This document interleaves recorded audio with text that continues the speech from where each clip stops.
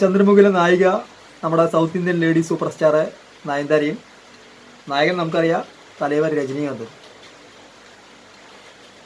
South ഇന്ത്യയിലെ അംഗരക്ഷകരുള്ള black Katz ഉള്ള ഏക നടി എന്ന് പറയുന്നത് നമ്മുടെ നയൻതാരയാണ്. അപ്പം നയൻതാരയുടെ ഷെഡ്യൂൾ തീർക്കാൻ വേണ്ടിയിട്ട് ലൊക്കേഷനിൽ വന്നു. ഷൂട്ടിങ്ങിന് കഴിഞ്ഞ് ഫസ്റ്റ് ഷെഡ്യൂൾ കഴിഞ്ഞ് അവിടെ വിശ്രമിക്കുകയാണ്.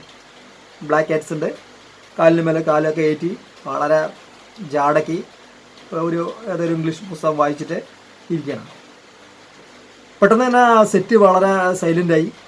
ഒരു സൂചി വീഴുന്ന ശബ്ദമടക്കം കേൾക്കാം. ആ സമയത്ത് പെട്ടെന്നൊരു കാറ് വന്ന് നിന്നു.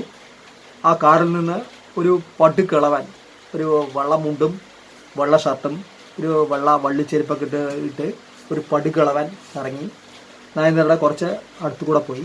നയൻതാര ജസ്റ്റ് ഒന്ന് നോക്കിയിട്ട് ഇംഗ്ലീഷ് ബുക്ക് വായിച്ചുകൊണ്ടിരുന്നു. ഒരു 2 മിനിറ്റ് കഴിഞ്ഞ് നയൻതാരയ്ക്ക് എന്തോ ഒരു അപാകത മനസ്സിലായി. എന്നാൽ സെറ്റ് എന്ന് പറയുന്നത് വളരെ സൈലൻ്റ് ആയിരിക്കുന്നു. അപ്പോൾ അടുത്തുള്ള മേക്കപ്പ് ചോദിച്ചു, എന്താ സെറ്റ് വളരെ സൈലൻ്റ് ആയിരിക്കുന്നത്, ഈ പോയ ആൾ ആരാണ്, മറ്റേ പ്രൊഡ്യൂസറാണോ അല്ലെങ്കിൽ അവിടുത്തെ പ്രമുഖ രാഷ്ട്രീയക്കാരാണോ എന്ന് ചോദിച്ചു.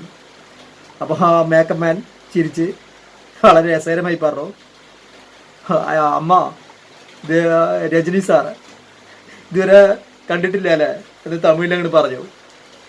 അപ്പോഴാണ് നയൻതാര ആകെ ഞെട്ടിപ്പോയവും ചെയ്തു, ഒരു വിഷമവുമായി. എന്താ കാരണം പറഞ്ഞാൽ ഇത്രയും വലിയൊരു പടുകളവൻ്റെ കൂടെയാണ് ഇനി അഭിനയിക്കേണ്ടത്. അതാണ് ചന്ദ്രമുഖിയിലാണ് പറഞ്ഞാൽ ഒരുപാട് ഡിവൈറ്റ് സീനുകളും ഉള്ളതാണ്. അപ്പോൾ നയൻതാര ആകെ സൈൻ ചെയ്യുകയും ചെയ്തു. ആകെ വിഷമത്തിൽ ഈ പടുകളവൻ്റെ കൂടെയാണല്ലോ ഇനി അഭിനയിക്കേണ്ടത് എന്ന് പറഞ്ഞിട്ട് ഇരിക്കുകയാണ്. ഒരു 1 hour കഴിഞ്ഞു. പെട്ടെന്ന് രജനി അത് മേക്കപ്പൊക്കെ കഴിഞ്ഞ് മേക്കപ്പ് പറഞ്ഞു, രജനി സാർ വരുന്നുണ്ട് എന്ന് പറഞ്ഞു.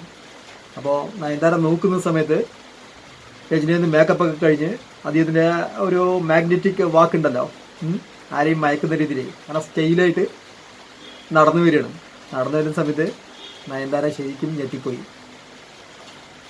ഓട്ടോമാറ്റിക്കായിട്ട് രജനീകാന്തിൻ്റെ മുമ്പിൽ ഓട്ടോമാറ്റിക്കായിട്ട് എഴുന്നേറ്റ് നിന്ന് പിന്നീട് അവർ തമ്മിൽ സംസാരിച്ചു. അപ്പോൾ ഇത്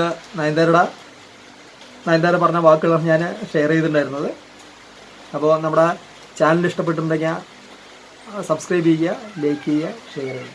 ഓക്കെ, അടുത്തൊരു രസകരമായ വീഡിയോയുമായി നമുക്ക് വീണ്ടും കാണാം. ഓക്കെ.